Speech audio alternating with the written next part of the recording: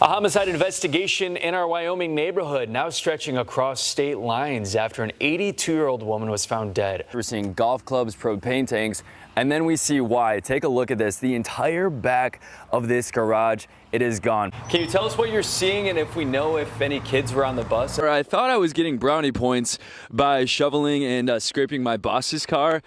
Who does this? There's two trucks that park backwards, and unfortunately, I was brushing the wrong car, so it looks like I'm not getting a raise this year. Remember the days when the driver of a diesel-operated vehicle would save more money than drivers who filled up with gas? I'm gonna try to kill that sucker before the end of the show. I honestly was looking for. I might have to use this might have to be used. All right, take us to break, Janice.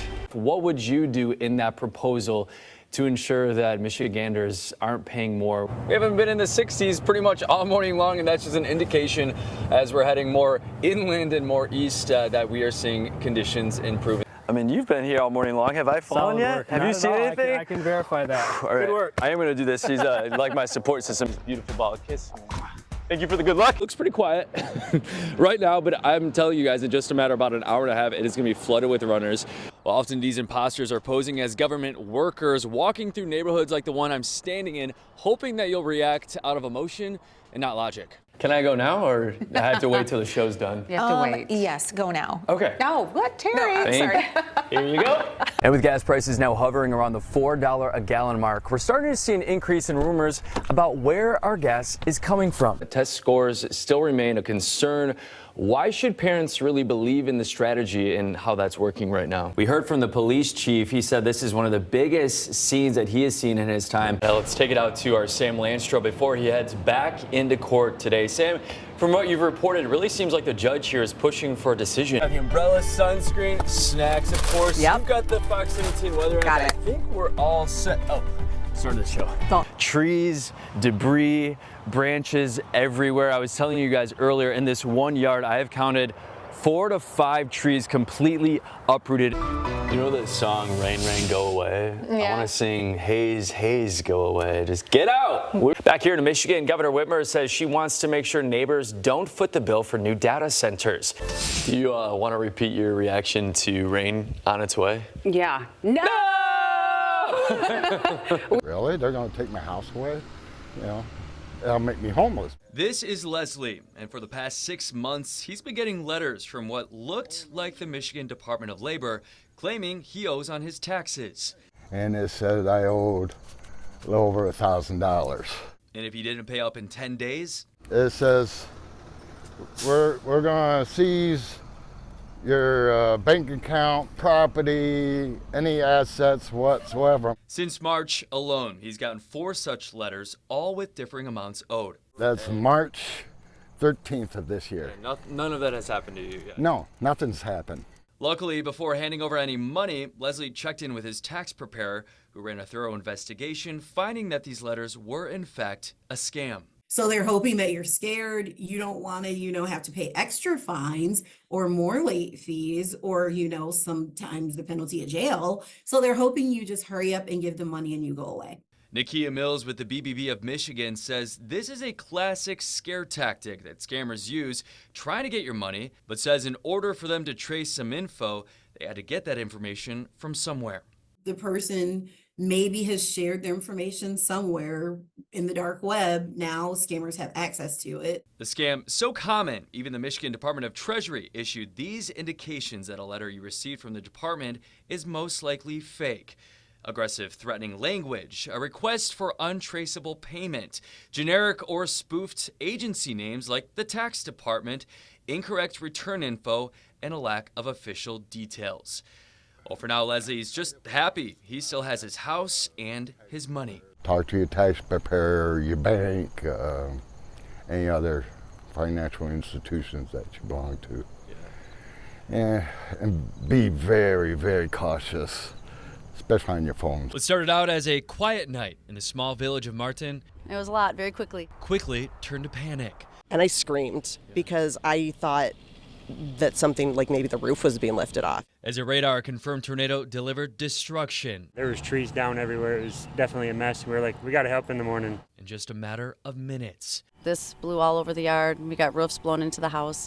We got windows blown out of the house, trees down.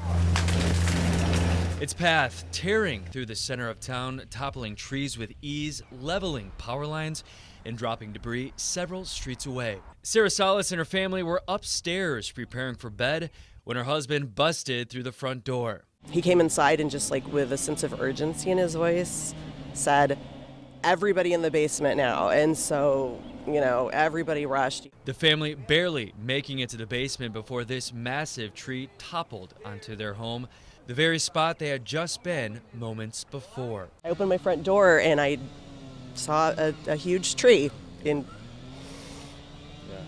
I can't believe it. Down the street, Kristen Evers can't believe she's standing in what used to be her new pole barn. We got several barns. This one is the worst one that were destroyed. She too rushing her family to safety as soon as she heard what she described as a freight train. Things were blowing into the side of the house, into the garage. It was scary. No surprise when they emerged from their basement, shrapnel scattered all over their yard, wrapped around trees and power lines blocking their way around the property. Yet incredibly, no injuries in the entire Martin community. Neighbors like Cody Visser immediately jumping into action. Just definitely a community thing, trying to help people get in their driveways and out of their houses without any safety hazards in their way. So just want to help them out. And again, a silver lining in all of this, no injuries reported in all of Martin. And as you can hear behind me, trucks moving along, trying to clean up, neighbors working together to begin that cleanup process. But for now, in Martin, I'm Elliot Grandia. Back to you. Well, in this day and age, a dozen of eggs, pretty much like gold. This will cost you $5, $6, $7 or even more at the grocery store. But these eggs, they came from right in here. As they see me, they know what this is. Well, as soon as this fence door swings open, these chicks know it's feeding time. Leftovers in the fridge or on a plate after dinner or stale bread. The Simmons family scraps go straight to these 10 hens, and in return, I usually get 8 and 9 eggs a day. this coop has become a major cash cutter in recent months, with egg prices soaring to $5, $6, sometimes even $7 a dozen. And for our family of 6, that's more than enough eggs for us. For the past 7 years, the Simmons family has raised chickens in their Battle Creek backyard after an ordinance passed by the city now allows homeowners to raise chickens under certain restrictions.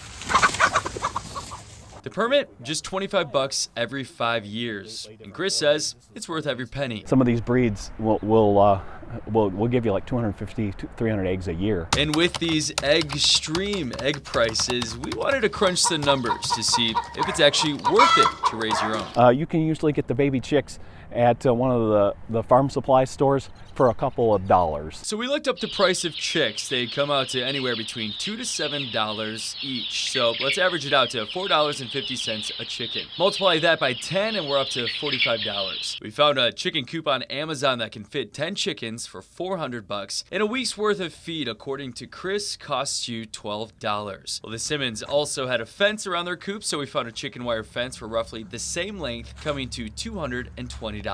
Now, if you start with chicks, it'll take them about 6 months before they lay. That's $288 worth of feed, bringing the total to $953 before they even start hatching. At about 60 eggs a week, with the average price of eggs in the U.S. sitting at $4.95 a dozen. That's according to the USDA. It would take roughly 74 weeks to get that money back after they start hatching. That is, though, if your family doesn't sell any of those eggs. And while Chris is happy to save some money these days, for him, the process is more about sustainability. We produce no food waste in this house. It all goes to these guys. For Fox 17, I'm Elliot. Well, today is Tuesday, which means we're talking gas prices. And today I thought we'd talk about some of the recent claims made by the president in last week's address to the nation as it pertains to what you're paying at the pump right now. Gasoline is now under $2.50 a gallon in much of the country. In some states, it, by the way, just hit $1.99 a gallon. So in that address to the nation last Wednesday, Trump claims that most states are now paying on average below $2.50 a gallon.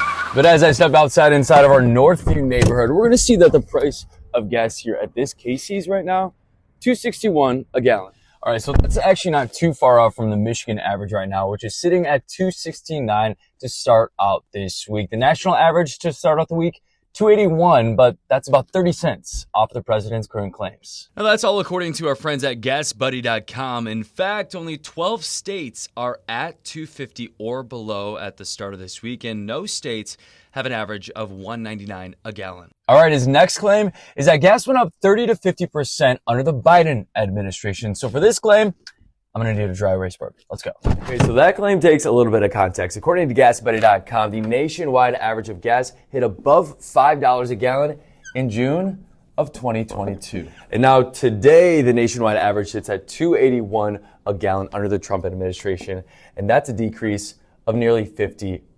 But here's where the context really plays in. Take a look. You have to also remember that during the COVID shutdown, crude oil price, some folks may not remember this, literally went below $0 per barrel. The entire global economy shut down. Fast forward, though, to when the economy reopened, and Matt reminds us that prices went up and went fast, and everyone who was stuck at home revved up their engines for the first time, and travel skyrocketed as well. Increase in demand, well, that meant a big increase in gas prices. Then it leveled back off and then slowly started to fall, which we have continued on into this year. All right, if we look at November of 2025 under the Trump administration, we're now paying an average of $3.05 a gallon. But in November of 2024 under the Biden administration, we are paying $3.18 on average a gallon. And that's a difference of just about 4%. Now, the current conflict with Venezuela could also signal an increase in gas prices. Already, oil prices jumping 3% just this week after the Trump administration announced a blockade on oil tankers coming from Venezuela.